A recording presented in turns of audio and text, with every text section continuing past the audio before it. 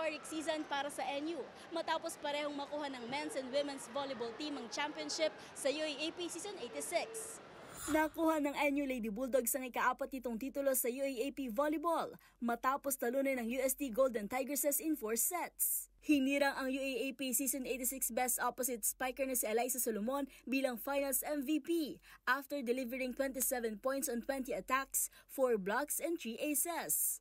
Very happy kasi nakasabay din namin yung itong gold medal, which is yun talaga yung main goal namin na makaabot kami sa finals, then may uwi po yung gold medal po.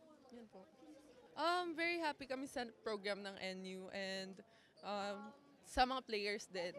Salute din talaga kasi parang nandun na yung mindset nila na hindi magpapatalo eh. Tumulong din sa scoring ang newly crowned at ngayon 2-time MVP awardee na si Bella Belen with 19 markers, 11 digs and 9 receptions. Hindi po siya madali and hindi po namin in-expect na ganto yung mangyayari. Pero ito po yung goal namin is mag-champion. Pero hindi namin in-expect na ganto. Hindi naman sa kadali. I mean, ganto kami hindi masyado nahihirapan. Ganyan. Kasi alam ko, nagtrabaho yung teammates ko.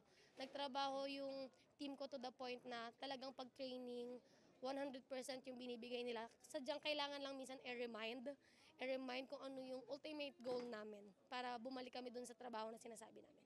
Ng madali. Lahat naman ng championship kahit sa ibang liga, hindi naman po siya ibibigay ng madali. Sadyang kailangan talagang pagtrabahuhan.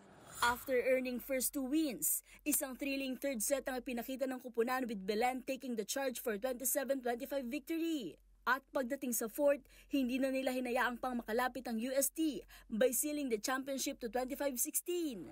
Samantala, it's indeed NU domination matapos ding makuha ng NU Bulldogs ang 4-peat championship sa men's volleyball kontra Golden Spikers. Nanguna sa panalong ito ang finals MVP na si Joshua Retamar, delivering 26 excellent sets, 9 digs and 3 points. Proud yung team namin, ayun yung masabi ko.